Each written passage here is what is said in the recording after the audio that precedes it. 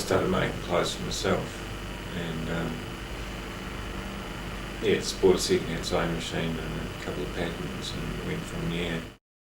We were doing a tour of like university orientation week or something, and up and down the country, and we'd done a few shows before that, and everyone just sort of got something together themselves. I'd just been fiddling with some ideas and decided it was time to get a bit of cohesion in there.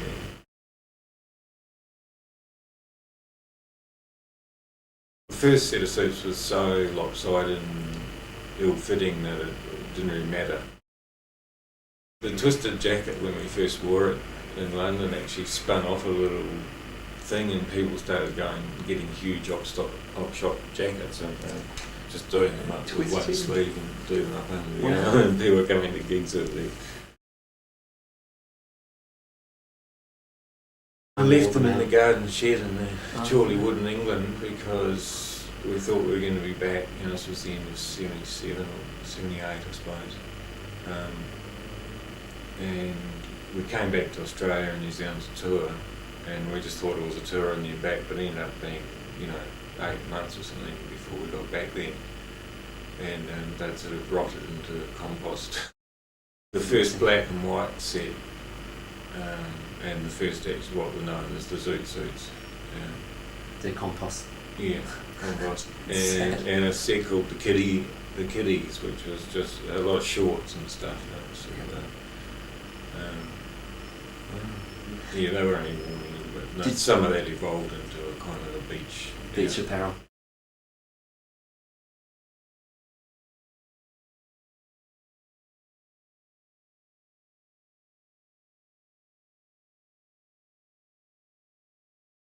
Colour in particular was one thing that they all had preferences for, and a suited thing.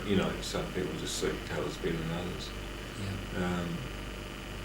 So there was, and whenever I started, I would always ask everyone if they had anything to contribute.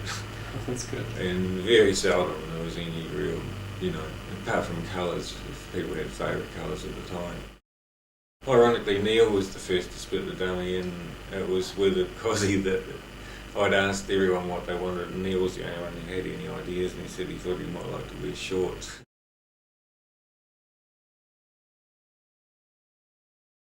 Like a Jetsons outfit with sort of big fat piping around the edges with a sort of t-shirt and a bit sort of industrial with big padded pieces for a guitar strap. I remade Eddie's off-the-shoulder outfit. Okay, alright. Based on the dysrhythmia suit, but I just made it up again. It was a little extension of, the sort of vaguely black theatre notion of having black panels to make parts disappear. I just thought Paul and I could form a whole, so we had one black leg and one coloured leg. The gag only was sort of really revealed probably at the end when we bowed and we actually stood together. Yeah. And you could then see a complete suit.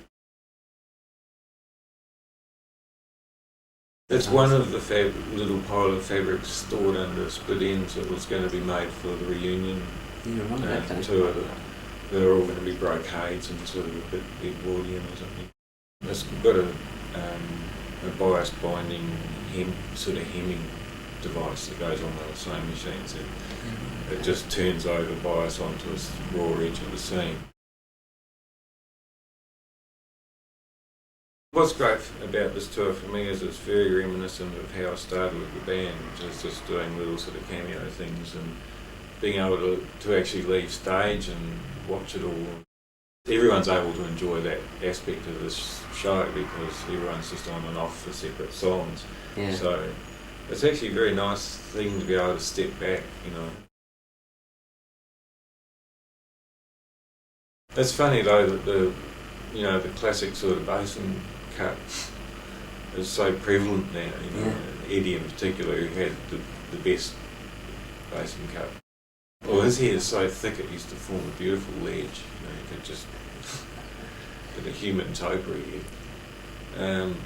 and I just see them everywhere, and I was like, people used to think we were retards, you know, or Because some sort of bizarre surgery. religious cult or something, you know.